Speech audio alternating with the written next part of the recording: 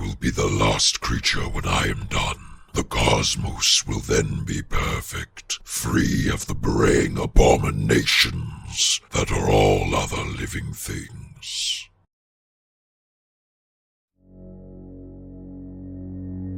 In Dungeons & Dragons 5th edition, Orcus, otherwise known as Tenebris, is a demon lord also rumored to be an ancient primordial of pure chaos, who now resides within the deepest layers of the Abyss, and serves as the ultimate master of Undeath and the Undead. While there are several different gods of necromancy and death, none can truly claim to be the god or master of Undeath but Orcus. As such, many mortals seem to worship him as if he were a god already, and despite not being one, he is likely the demon closest to achieving divinity, a title for which he cares very little, if at all. Orcus does not care for divinity, for conquest, for those who worship him, or for those who do not. All that the Shadow that was cares about is his ultimate goal, the eradication of all life in every known plane. A cunning and brilliant strategist, Orcus bends his will and power towards the goal of destroying all creatures, save for himself and those undead who are bent to his will, as his hatred for all life but his own is so complete that he would see all worlds left dead and desolate, until only he and the undead remain in any plane of existence. Once this is achieved, many speculate on what would happen next, with the followers of his cult claiming that they will be rewarded with positions of power within the new undead hierarchies that emerge from this nothingness, and others claiming that Orcus will simply release all of the undead under his control, destroying all remaining sentience but himself,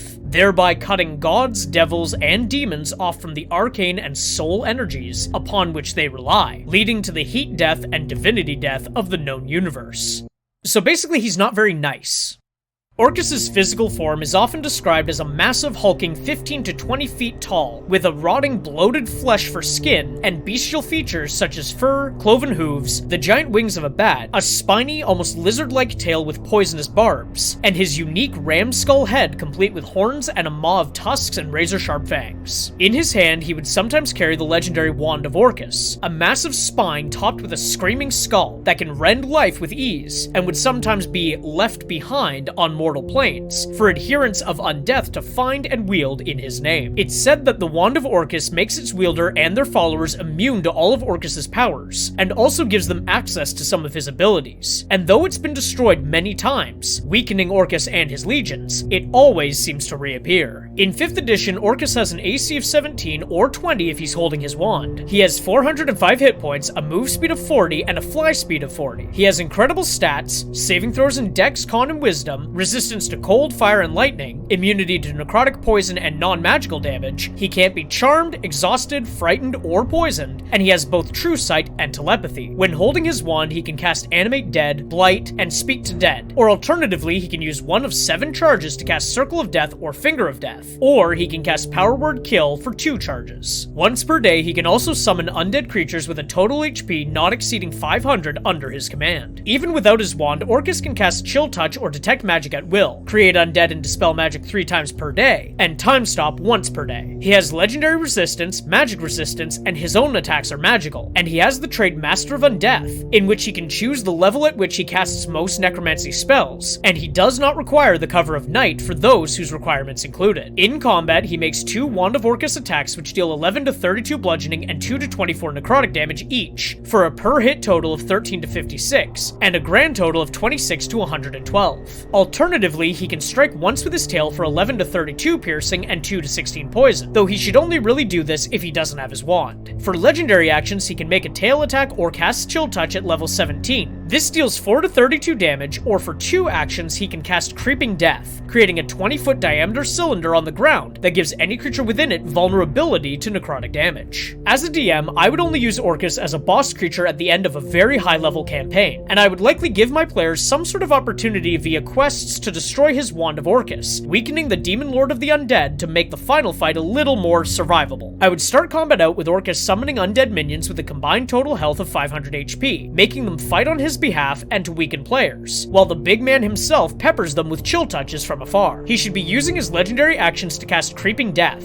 then chill touch on players affected by the necrotic vulnerability to deal double damage and prevent healing. On his own turn, if he has his wand, he should be casting spells like Finger of Death or doing his multi-attack on those within the Creeping Death circle, so he can maximize the damage from necrotic vulnerabilities. If he doesn't have his wand, he should be doing the same strategy, but using his action to cast Chill Touch instead of his tail, as preventing healing is in my opinion far better than the extra damage. For his other spells like Time Stop or Dispel Magic, he should be saving them for situational effects like removing buffs from players or debuffs from himself. As he's resistant to multiple damage types, magic in general, and immune to most debilitating effects, he should be targeting the healers and tanks first with his attacks, while using Chill Touch on those who should be being healed to increase the chances of player character death. In Roman mythology, the god Orcus was the ruler of the underworld and the punisher of broken oaths, and much like Hades in Greek mythology, the underworld and its ruler shared the name. While he would eventually be rolled into the overall worship of Dispater and Pluto, Orcus originally came from the Etruscan religion and took many references from ancient Greece, and his name may have been a mistranslation of the Greek daemon Orcos, the personification of oaths and honor. As with many Roman gods who were borrowed from the Etruscans, Orcus was used primarily as the name of an aspect of the god of the underworld, specifically as the punisher or purifier of the dead. While he may have been a popular deity in rural areas of ancient Rome, cities rarely had cults associated with him, choosing instead to use the overall name Pluto. While this might have been a detriment to his name at the time, the more remote nature of his specific worshippers allowed his name as a deity to linger long after the prime deities of the Roman Empire were left behind, persisting into the Middle Ages of Europe and immortalizing his name via so-called wild man festivals. As time marched on, Orcus's name started to be associated with monsters and demons of the underworld, particularly those who consume human flesh, and his name is often cited as the root for the French ogre, as well as the Tolkien orc, which Tolkien himself said in letters had their name derived from the English and Anglo-Saxon urco, meaning evil spirit, which itself was rooted in the Latin name Orcus, meaning underworld.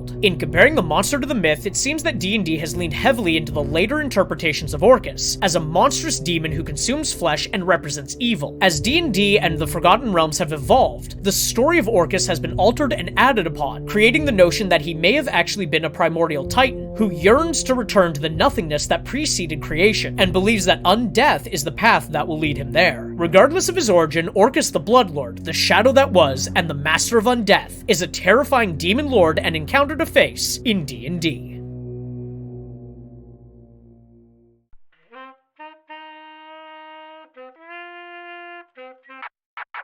If you enjoyed that video, please leave a like and comment below, and consider subscribing to the channel. You can also join the Patreon for $1 a month to access videos days before they're posted here, as well as other exclusive stuff like short stories, videos, and more.